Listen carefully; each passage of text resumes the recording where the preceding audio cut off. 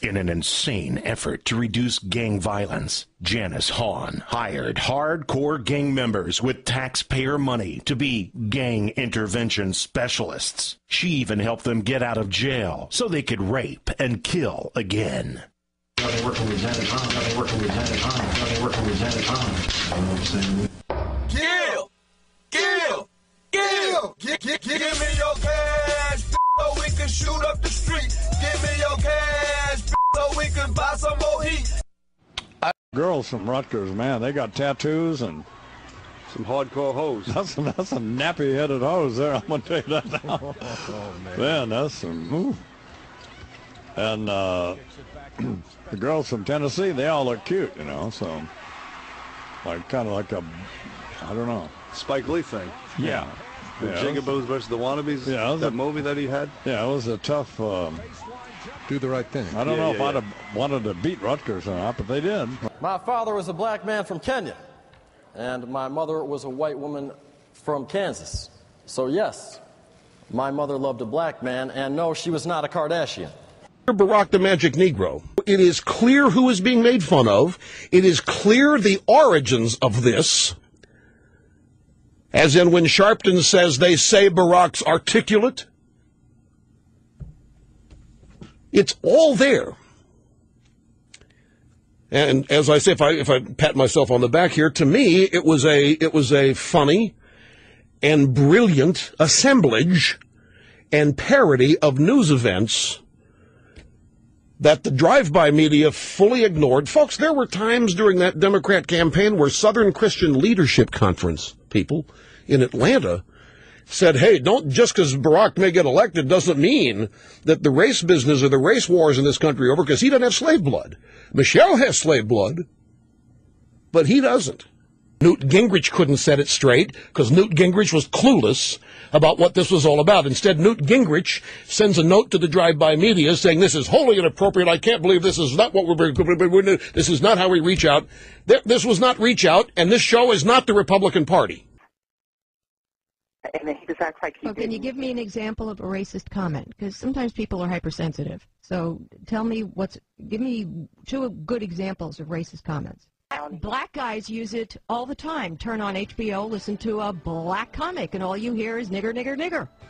I don't get it. If anybody without enough melanin says it, it's a horrible thing. But when black people say it, it's affectionate. It's very confusing. Don't think about during the break, by the way.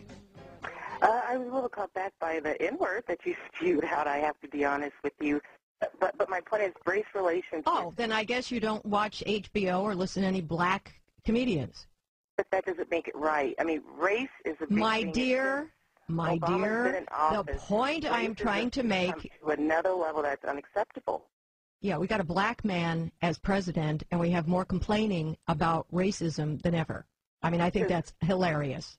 But I think, honestly, because there's more white people afraid of a black man taking over the nation. They're afraid. They want to be honest about it. Dear, they voted him in. Only 12% of the population's black. Whites voted him in. It was the younger generation that did it. It wasn't the older white people who did it. Oh, okay. All right. Chip on your shoulder. I can't do much about that. Yeah, I think you have too much sensitivity and not enough sense of humor. Well, it depends how it's said. Is it okay to say that word? Is it ever okay to say that word? It depends how it's said. Black guys talking to each other seem to think it's okay. But you're not black. They're not black. I see. So a word is restricted to race. I really thought that once we had a black president, the attempt to demonize whites hating blacks would stop. But it seems to have grown. And I don't get it. After learning that Dr. Laura was quitting her radio show, Palin tweeted some advice to her. Dr. Laura, don't retreat, reload. Steps aside because her First Amendment rights cease to exist thanks to activists trying to silence. Isn't American not fair? I really thought that once we had a black president, the attempt to demonize whites hating blacks would stop. But it seems to have grown, and I don't get it. I don't get it. Why won't black people just stop complaining already? We already gave them a black president. So all the studies showing blacks in this country have a harder time getting jobs and housing magically stopped the minute Barack Obama took office. Is that what happened? But Palin doesn't seem to have a problem with those comments. She also tweeted, Dr. Laura, even more powerful and effective without the shackles. So watch out, constitutional obstructionists, and be thankful for her voice, America. If you're gay or lesbian, it's a biological error. Who said feminism destroyed the sanctity of motherhood. What happened? I thought Sarah Palin was a champion of women. Does she think the feminists who got her the right to run for office destroyed motherhood? Finally, Dr. Laura once also told her mother that she should place her autistic child in a home because, quote, he might not be fixable, and she needed, quote, to have a life outside of this torture. This is the woman Sarah Palin is supporting. This is the person she thinks should reload. I have a great relationship with the blacks. I've always had a great relationship with the blacks. The blacks. Some of my best friends are black. Oh, you people. Oh, that one. Donald, why did you just say all of that? The blacks. The blacks. Yeah, the black ties. Being in the black, he loves that. No, actually, as one of the blacks, I can tell you clearly, Chris, he does not have a great relationship with the blacks. And you can ask 5 kids from New York City during the Central Park jogger rapist trial. When Donald Trump took out a full-page ad calling for the death penalty, he wanted to kill these kids. And it turned out that they were innocent. So if this is the way he's going to run the country, legislating through the media, convicting people through the media, I think we're on the verge of idiocracy. Did you see that movie? I didn't. Oh, my God. You got to see it. I got to see it? All right. So, Pat, is he serious? Or is this just all a big publicity stunt? Well, I think we're going to find out in June. There's no doubt, as I said, he's enjoying himself immensely with this. And he's got very high poll ratings. And we, of course, are covering everything he says and does. But I don't find any malice in what he said with that statement about the black folks. I mean, I'm a Catholic, and he said, I have a great relationship with the Catholics. I don't think I'd take great offense. It's a completely different dynamic. Give me a break. Well, I mean, what do you think he meant? Did he dislikes them, or I mean, I don't get where's the malice in what he said? It's a pandering kind of undermine, pat on the head. Well, it's that thing. You people, we're not aliens. We're Americans. Well, maybe you're hearing something that Donald Trump really didn't say. Now, what is that? I mean, why wasn't he qualified? Why does that assumption? Here's the evidence he proves up. Nothing. Look, let me give you his quote. He said, I heard he was a terrible student. Terrible. How does a bad student go to Columbia and then go to Harvard? I'm thinking about it. I'm certainly looking into it. Let him show his records.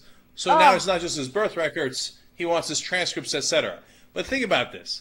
He doesn't have his transcripts. He says, I heard he was a terrible, terrible student. He doesn't know. The guy got into Columbia and Harvard Law School. The proper assumption is that he was a great student, right? Now, why would he assume that someone is a bad student when they got into those good schools? Come on, it's dripping from him now. Obviously, this has to do with race. He says, I have friends who have smart sons with great marks, great boards, great everything, and they can't get into Harvard. We don't know a thing about this guy. There are a lot of questions that are unanswered about our president. Well, so you don't know what his grades are for the 18th time, right? So he says, well, my smart white friends' sons aren't getting into Harvard. How did that black guy get into Harvard? We don't even know what his grades were. So then why would you run your mouth about it? No, the guy's a racist. I'm calling it. It's official. Like, I don't know why I was so hesitant in the first place. But, I mean, to me, this is the nail in the coffin. There's no question about it. Who would say things like this? It's like what Pat Buchanan was saying about Sonia Sotomayor and many of the other conservatives. They're like, oh, she got into Princeton. I bet she didn't deserve it. But she had great grades. Oh, yeah, but she's a Latino, so they're desirous of having Latinos in Princeton. But you didn't even look at her grades. They just assume if you're a minority, you can't ever be a good student. You don't belong in the Ivy Leagues. Because the Ivy Leagues is for them, for white folks, not for you.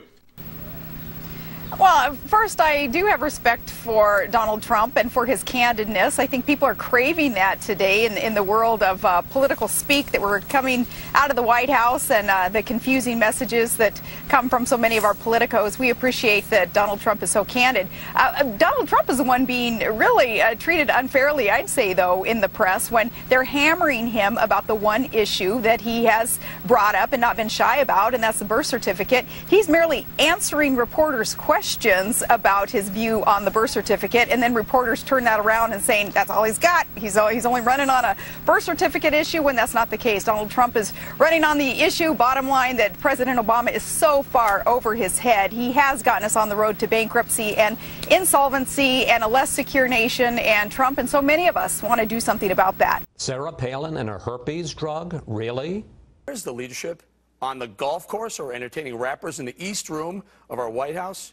Mr. Obama, you've decided that chugging a few 40s and rediscovering your Irish is more important than a presidential visit to a community trying to figure out what just hit them. There are good guys, there are bad guys out there. We got to stay engaged. We don't have to have them at home. Thank you. We don't have to have them in our White House and entertain him. Go ahead, say it. Where? In the hizzy. Do we really have to have him in the white hizzy? Do you think this puts the whole birther controversy to bed, to rest for good? I certainly don't think it's been put to rest. See this fold? This has clearly been photocopied from a book. You see that? It kind of folds back to almost like the binding of a book. Yes. And then for some reason, there's a green border around it that had to be photoshopped in. I'm trying to figure out why they would do this that. whole border is suspect. How does increasing taxes count as spending cuts in your world, Mr. Obama? Maybe in Kenya, but certainly not here. So what's with all the hoods and the hizzy? A month after the White House hosted the rapper Common, who glorifies violence on cops, the president opened his doors to one of Africa's most evil dictators. Well, Bowling continues to say racially charged things. Right-wing talk show hosts seem to be amping up racist and reckless rhetoric like never before. The UN is also working on a small arms treaty, which purports to be a handy tool to fight terrorism. But if implemented, Second Amendment proponents like me believe that it will only enforce rougher licensing requirements, create more red tape, and possibly an international gun registry. This will do nothing but make it harder for you to get a gun. Why would you get a gun? To prepare for tough times. That's why.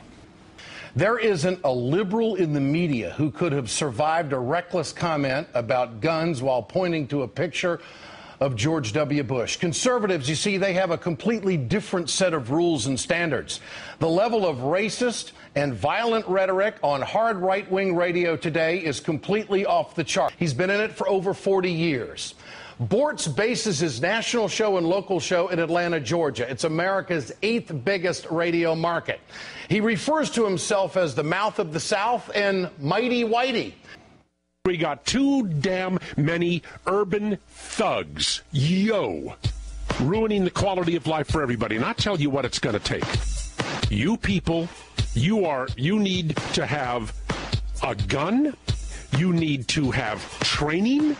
You need to know how to use that gun. You need to get a permit to carry that gun. And you do, in fact, need to carry that gun. And we need to see some dead thugs littering the landscape in Atlanta. We need more dead thugs in this city. This is stunning. This kind of vitriol, when it spills out into the public, is akin to hollering fire in a crowded theater. This is nothing less than the direct incitement to take up arms against vulnerable, unarmed African American and Latino young people on the streets of Atlanta. And in case you missed it, he gave a signifying twist to his rhetoric by going, yo. That doesn't mean he's talking about Britney Spears. That means he's talking about Jamal, and he's talking about Shaniqua, and he's talking about young black and Latino people. And the comments have to be taken into their context. Here is the fear of, of black people, of poor black people, of young black and brown people. Here is the vicious vicious assault upon their vulnerable beings. Here is the call to arms in light of Gabrielle Giffords to really do harm and damage to this vulnerable population. Not to even speak of what happened in terms of the comments about the president from Glenn Beck, pointing to his picture along with Cass Sunstein and suggesting that we need to align that picture symbolically with an actual gun and arm yourself in light of the coming danger. There's nothing unsure or unclear about the messages either of these people are promoting. So, Mr. Bortz, I may ask you to come on this program tomorrow night, and can you bring pictures? Can you show me who these thugs are? How do I know who a thug is? Am I going to be trained to be judge, jury, and executioner out on the streets? Is that what you want? You're advocating damn near civil war. Get your cell phones out. I want to know what you think. Tonight's question. Is this kind of rhetoric dangerous? Text A for yes, text B for no to 622-639, and you can always comment on our new blog at ed.msnbc.com. We'll bring you the results later on in the show. Now, this guy reaches 4 million weekly listeners, and I guarantee you Neil wasn't thinking about white thugs when he was playing hip-hop music and saying that garbage. Bortz, no doubt, in my opinion, was reckless, stupid, and a racist. But he's never going to have to apologize. You see, conservatives, they always circle the wagons around guys like Neil.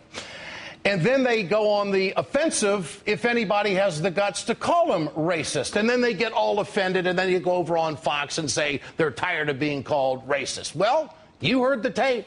Conservatives, they're not embarrassed with Bortz, not at all. Hell, they give him awards. He was the guest of honor at Brent Bozell's Media Research Council award ceremonies last month. In fact, Bortz gave the big speech at the righty convention this weekend. Just a few months ago, I believe that there was a member of Congress who was shot, and 6 people died in that tragedy in Tucson, Arizona. And, of course, we had a big discussion in this country about violent rhetoric. Apparently, all of that has worn off. The level of open racism by right-wing talkers, I think, is obscene. We're not talking about name-calling here. Where's the pushback? Where's the accountability? Where's the responsibility? Where's the consciousness? Where's the decency? As I said, it's not name-calling. You know what this is? This is flat-out promoting violence and unlawful behavior. You really think that's a political comment? Yes. You're insane.